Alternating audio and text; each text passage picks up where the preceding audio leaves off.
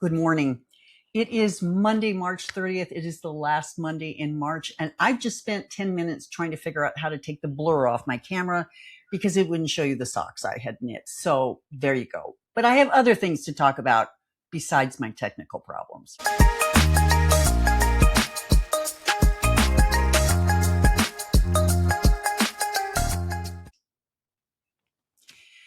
Well, I'm not a technology neophyte, but sometimes you can't find the settings for certain things. And it took me about 10 minutes to figure out how to unblur the camera on my computer. And why did I need it to unblur? Because it wasn't putting my socks in focus. And that's what I want to start with today is my knitting and the things I finished. So I told you that I finished my super duper colorful socks. I love these. I'm going to keep these and I'm going to knit more of these.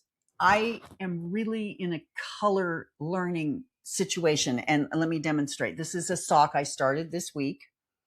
And I started it 3 times because I couldn't get the colors right. And I'm still not entirely sure these are what I had intended, but it's a fun exercise. So these are my most recent socks that I started. I'm just to here. No, I'm to here on the second sock. I'm about to do the cute little heel turn in a different color.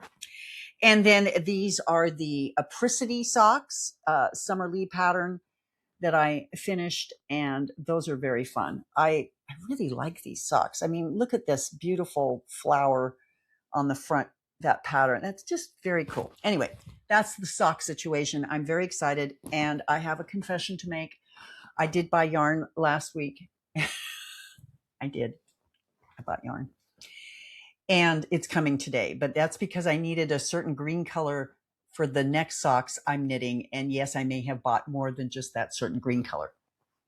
Shh, don't tell. I still have room in my closet. It'll be okay, really. So aside from knitting a whole bunch, I finished Heated Rivalry last night. And I know it's not my normal viewing, and it's definitely not books that I would read. Not because of the homosexual aspect of it, but because I just don't read romance that often, as you know. But this production really, I really liked it. And I have to admit that Connor's story, cute little Ilya Rozanov, is very cute.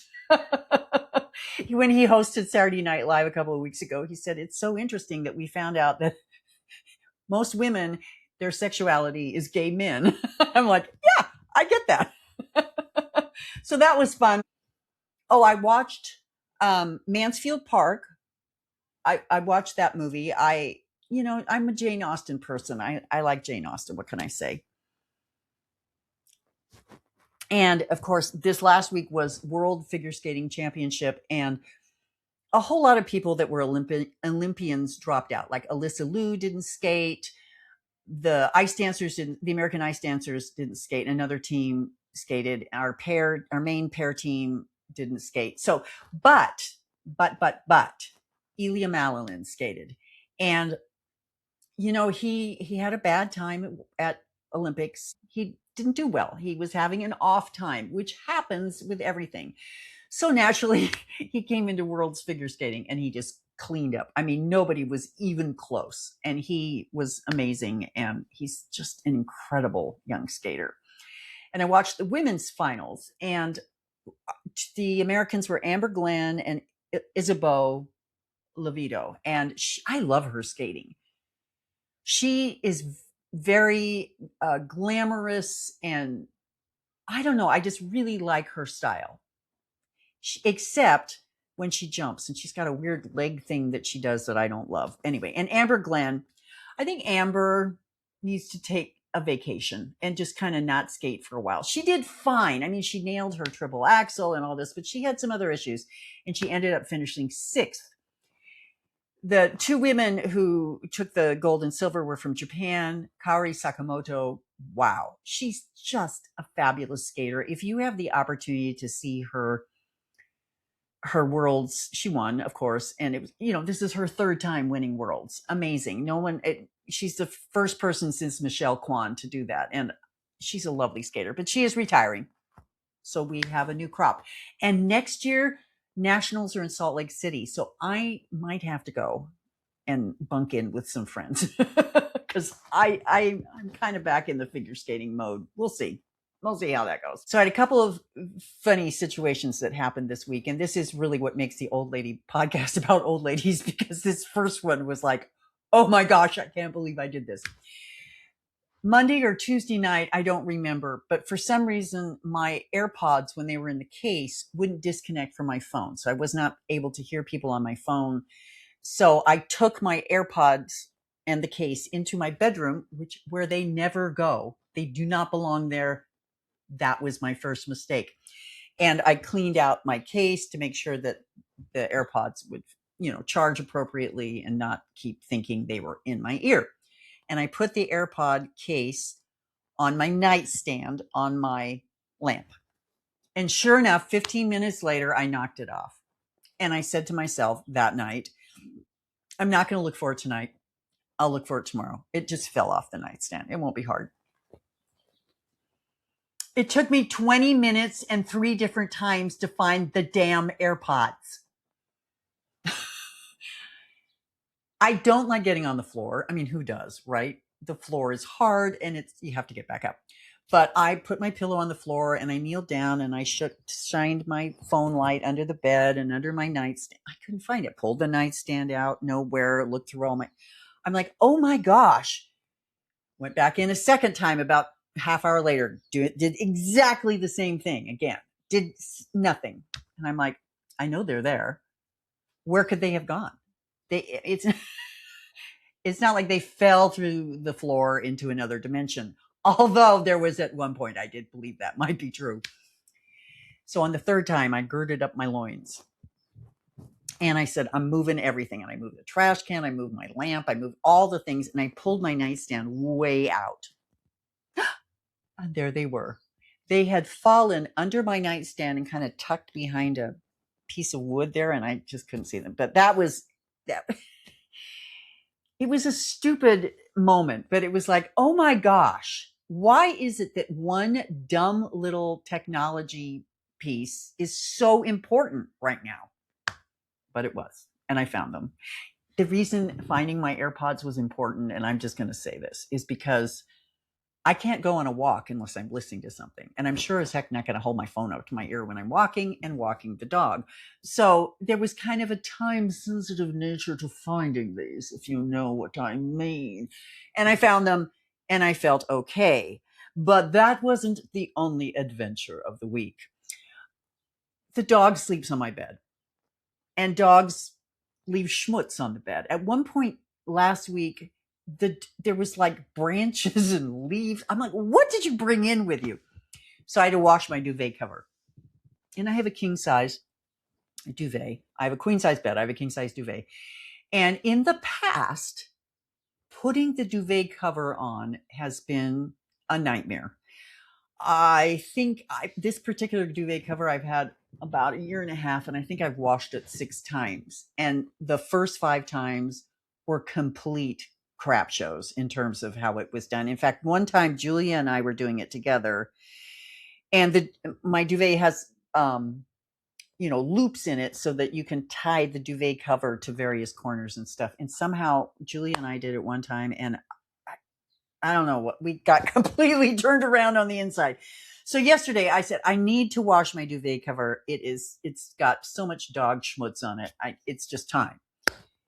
And I washed it, and I kind of casually mentioned to Julia, I washed my duvet cover. I'm going to put it on. She said, do you need help? And I said, no, I'm going to watch YouTube videos because YouTube University is going to teach me how to put my duvet cover. Ladies and gentlemen, I have cracked the duvet cover code. I'm telling you, it took me less than 5 minutes to do this. And you're probably all going, Leanne, we all knew this. Why didn't you know it? What can I say? I just didn't know it. So what you do is you turn the duvet corner completely inside out, and you lay it on top of your duvet. And then I tied all the little corner things all the way around. And then I just turned it inside out. And it was done. That was it. It was so easy. And I kind of had this moment of, Wait, what? How? So cool. That means I'll be washing my duvet cover more often. So dumb. So dumb. So my entertainment of the week, we'll start with the books because we had fun books. So I finished This Book Made Me Think of You. Oh my gosh, read this book. It is darling. It's just a sweet, sweet story of a woman who has lost her husband, and her husband, prior to his death, her husband organized with a local bookstore to get her one book a month for the year after he passed. What a lovely story. I thoroughly enjoyed this. Please read this book. It is just, it's a book that'll make you feel good.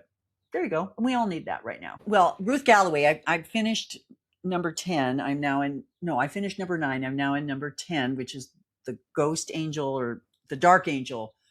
The Dark Angel. This is not my favorite book, although, again, what I have to say about these is when you read a series, and there's something about a mystery series that is wonderful, especially when you get the same characters over and over in each book, and there's this giant story arc, and then each book has its own mystery to it. And that's why I love the series. I mean, Ruth Galloway and Harry Nelson they're just great characters. So this is very interesting from the character standpoint, but the mystery itself is a little convoluted. But I'm about 60% of the way through that. They're light reads for me. They're a book I can put in and I can still think about other things that I'm doing, like cooking or knitting or whatever. So I'm enjoying those. I started a new release. It was originally written in Spanish, and it was recently translated into English. People are really enjoying it, and it's called The Final Problem. And I think I mentioned last week that or at some point in the last couple of weeks, that this was a book I was thinking about reading, and I picked it up this week. So the premise is we have an older gentleman who has played Sherlock Holmes in many, many films. And it's 1950s, and he finds himself stuck on the island of Corsica with some other people, and there's a murder. So it's a locked room mystery. He's played Sherlock Holmes. He thinks he is all that. And it's just really good. The thing that I like about this book is that he very much acknowledges his actorisms. So he's narrating the book as the main character, and he'll say things like, I use that affected gesture that I used once in that film. And it's cute. And so it's a good mystery, interesting characters. I'm enjoying this book a great deal. And I picked up a book that I had been meaning to read for years. I picked up Olive Kittredge. Now, Elizabeth Strout is one of my favorite authors. I love her writing. And many of you know Olive Kittredge. She won the Pulitzer Prize with that book. And it's an interesting book because it's written in short stories, but there's an arc to it, right? We're learning about this very interesting and difficult woman, Olive Kittredge. Well, I've read all of the other Elizabeth Strout books, and she's about to start a new series this year, but she's been writing about these people in Maine. And I think there are 5 or 6 books in this community of people that she's written about in Maine. And I've read all of them except for the original, which is Olive Kittredge. And I'm really enjoying it. So Kimberly Farr is the reader, and she does an excellent job. She's read all of Elizabeth Strout's books. And I like her style. I like Elizabeth Strout's style. I like Kimberly Farr's style as a reader. And I'm really glad I picked this up. Again, this is a book that will be available in libraries because it was written, I think, 2012. I'm probably wrong on that. I don't know. But it's been around for a while. And as I said, I think in May, the end of May, she is releasing a new book, which is starting a new series. I love the way Elizabeth Strout writes. There's a sparseness and a bareness to it, and yet a deep understanding of these characters and their motivations. And I think she's a fabulous writer. So one of the books that's waiting in the wings for me is Abby Jimenez's new book, which is called The Night We Met. And as with all things these days, there's controversy around it. Now, Abby Jimenez is the least controversial human on the planet, right? She's a woman who makes cupcakes and writes books. How controversial can that be? but she uses a reader. So her novels have a male reader and a female reader. And she likes this one guy's name, Zachary something. I don't remember. But I do remember the last time I read an Abby Jimenez book, I was so impressed with this man's voice and his ability to be that romantic lead that we all looked. So I looked him up. Don't do that. Do not look up your people. Don't do it. He's a very, very outspoken anti-Zionist, pro-Palestinian person. Great. He gets to be that, right? Well, apparently, this is controversial because people who are very pro-Israel are against the fact that Abby Jimenez chose this pro-Palestinian man. Now, that doesn't bother me. It honestly, I mean, I looked up the guy's Instagram. Yeah, is he kind of a biggest dickus? A little bit. But I don't have to read his Instagram. I just need him to read me the story in my ear, right? Which brings me to the next controversy. As you know, Harry Potter is getting remade for television. Yeah, I will not be watching that.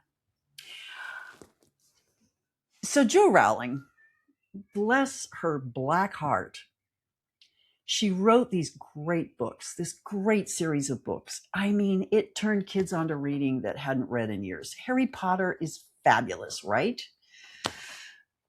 And as somebody said this week, Jo Rowling is no longer an author. She is a political operative who has made anti-trans rhetoric her platform. And I cannot support that. I'm sorry, I can't. It's hurting people. She deliberately hurts people.